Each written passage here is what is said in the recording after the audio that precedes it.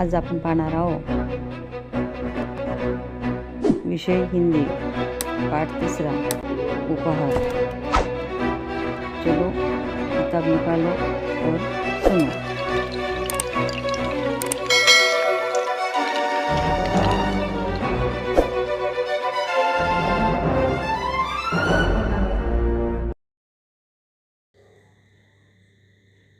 आज आपण पाहणार आहोत कक्षा 6 विषय हिंदी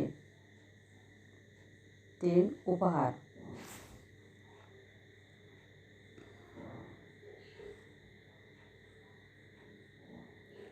प्रस्तुत कहानी में बताया गया है कि लक्ष्य प्राप्ति के लिए रुचि और लगन आवश्यक है। ध्यान से सुनो। एक गांव में ऋतिक नाम का लड़का रहता था। वह बहुत गरीब था। गांव के पास पुस्तक मेला लगा था। उसने माँ से कहा, मैं भी मेला देखने जाऊंगा। उसकी माँ बोली, देखो घर में कोई बड़ा नहीं है, तुम अकेले कैसे जाओगे इतनी दूर। बेटा, मेला देखने की जिद छोड़ दो, चलो दूध पी लो। अपनी माँ की बात सुनकर ऋतिक उदास हो गया और एक पेड़ के नीचे जा बैठा। अचानक उसकी दृष्टि दूर पेड़ों के पीछे गई, जहाँ बहुत तेज रोशनी थी। वह उठकर वहाँ गया। वहाँ सुनहरे पंखों वाली एक परी खड़ी थी। ऋत्विक ने हैरान होकर उसे परी से पूछा, तुम कौन हो? वो बोली, मैं परी हूँ, लेकिन तुम यहाँ उदास क्यों बैठे हो? परी ने ऋत्विक से पूछा। परी का प्रश्न सुनकर ऋत्विक की आंखों में आंसू आ गए। वो बोला, मैं अपने दोस्तों के साथ पुस्तक मेला देखने और पुस्तक खरीदना चाहता हूँ। यह कहकर ऋत्विक खामोश हो गया। तब परी बोली, इसमें दुख की क्या बात है? ये समझ लो, तुम्हारी मदद करने के लिए मैं ही आई हूँ। ऐसा मैं तभी करूँगी जब तुम मेरी परीक्षा में उत्तीर्ण हो जाओगे। कौन सी परीक्षा है? ऋत्विक ने पूछा। परी ने कहा, बता दिया तो परीक्षा कैसी?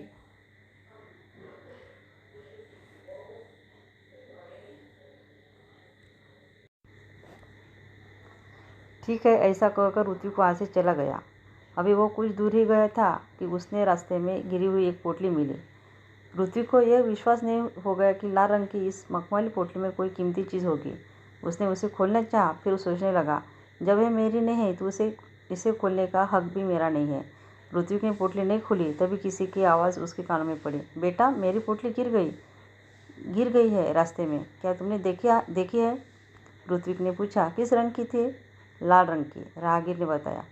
और कोई पहचान बताओ? ऋत्विक ने राहगीर से कहा। उस पर एक परी का सुनहरे रंग में चित्र बना है, राहगीर का जवाब था।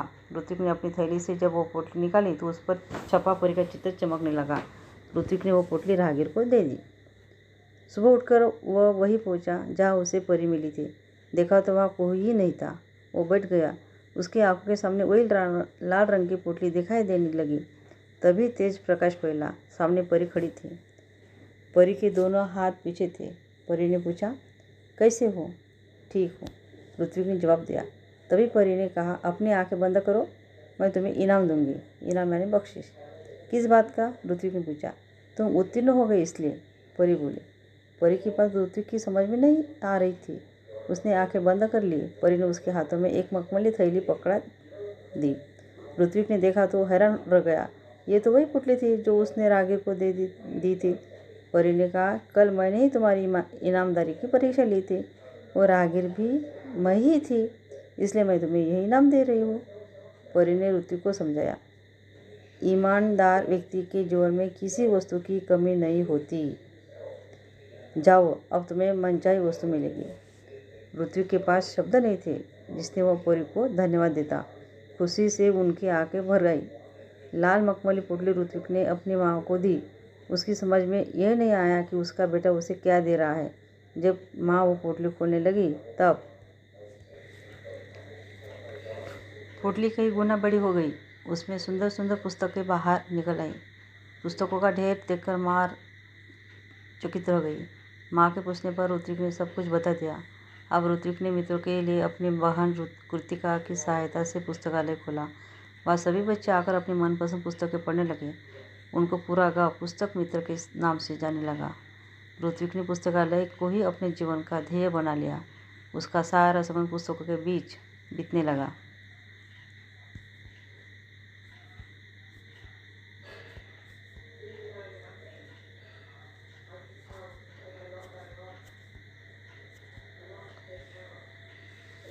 एक सुंदर पुस्तक पढ़ते पढ़ते ऋत्विक की आँख लग गई। देखता क्या है कि पुस्तक उससे बात करने लगी। उसे एक पुस्तक ने पूछा, ऋत्विक, अगर तुम अपने जीवन में बड़े आदमी बनोगे तो क्या तुम हमारा साथ छोड़ दोगे, हमें भूल जाओगे? ऋत्विक ने कहा, नहीं नहीं, अब तो तुम ही मेरे साथी हो, मित्र हो।